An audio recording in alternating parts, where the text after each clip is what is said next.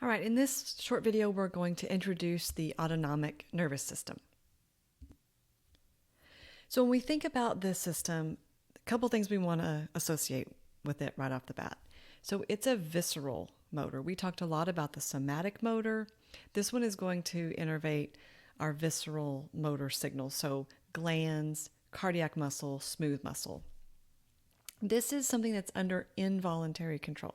So we're not thinking about secretions or our heartbeat or our digestive organs, right? These are not under conscious control. The whole point of the autonomic nervous system is to maintain homeostasis in our bodies. Now, the major control over this system is the hypothalamus. We also have signals that are going to be sent from the brainstem and the spinal cord, specifically for reflexes. And the effectors, or those that are receiving the signal, right, are going to be our smooth muscle, cardiac muscle, and glands. So the autonomic nervous system can be broken up basically into two halves. We can have the sympathetic and the parasympathetic. And you may have heard of the terms fight or flight. So that would be the sympathetic arm of the autonomic nervous system. And then the other side of that can be referred to as rest and digest, and that would be the parasympathetic side of the autonomic nervous system. So if we think about what we know already about our somatic nervous system, so we know that we have an upper motor neuron that is originating in the motor cortex, the prefrontal cortex, or not the prefrontal, the primary motor cortex, right? And then we have a lower motor neuron. So what we see pictured here, right, is that lower motor neuron. So the cell body of that lower motor neuron is in the central nervous system. So let's say it's in the spinal cord, right? And the axon extends out through the spinal nerves, and there's going to be a neurotransmitter release. It's going to be acetylcholine. And then the acetylcholine chemical messenger, right, that's what's going to trigger the skeletal muscle to contract. So it's one, right, lower motor neuron. That's the cell bodies in the central nervous system. The axon projects through the peripheral nervous system directly to the effector, to the skeletal muscle. For our autonomic nervous system, and notice we've got both the sympathetic and the parasympathetic that's represented here. We're going to have two motor neurons. Okay, so the first one is going to extend from the central nervous system, so either brain or spinal cord. And one other thing I want to point out, the axons of somatic nervous system, lower motor neurons, are myelinated, so we can have a fast signal.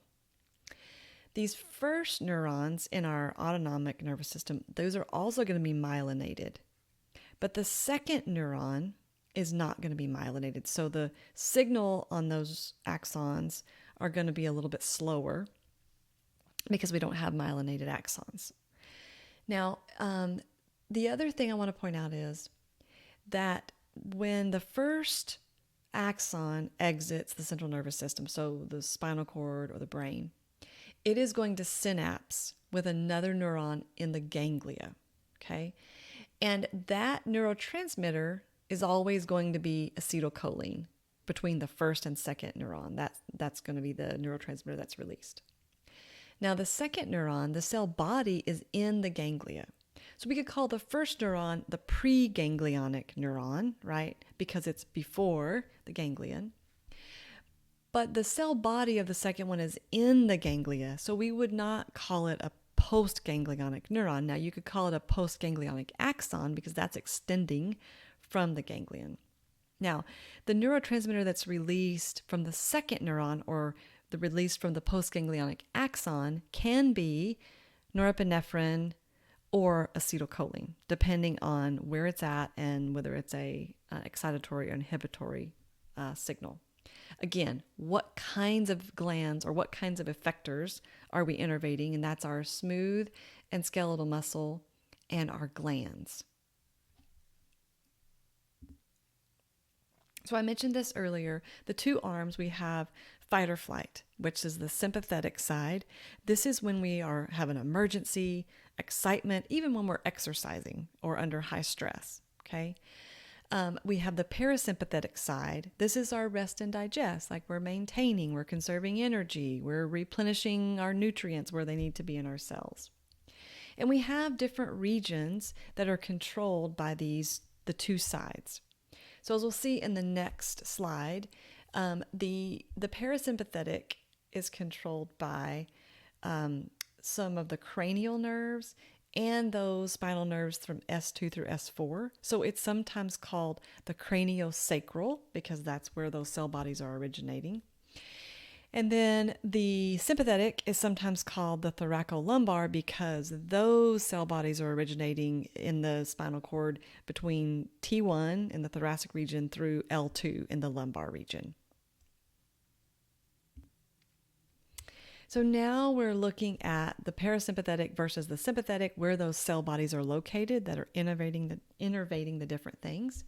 So if we look at the parasympathetic side, okay, we see that it's cranial nerves 3, 7, 9, and 10 that are going to be responsible for innervating this, and also spinal nerves S2 through S4. So that's where the craniosacral comes in. Now, I don't want you to memorize these things. We're just introducing them at this point, but these are some of the things. So remember, our parasympathetic is our rest and digest. So what kinds of things that it would control, or what kinds of how the effectors would respond: constricting the pupils, stimulating saliva so we can eat and digest our food, constricts our bronchi so that we can use that blood supply elsewhere, slows our heart rate, and it's going to maybe send some of that blood supply to our digestive organs so we can digest our food. We can relax our intestinal muscles. We can have pleasure, right? In the sympathetic side, we are looking at T1, okay, through L2. Those spinal nerves is where the cell bodies are originating. Remember when we looked at the spinal cord and we had the lateral gray horns, we said we're responsible for those autonomic functions. So we're talking about the lateral gray horns, right, of T1 through L2.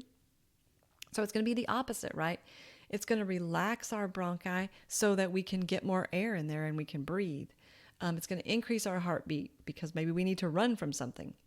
It's going to kind of shut off our digestion so we can use that energy and that blood supply to maybe flee or to take care of a situation that we need to take care of right away. Our pupils, why would they be dilating? So we have better vision, right, in an emergency situation. So we'll pick up where we left off in the next video and talk in more detail about the autonomic nervous system.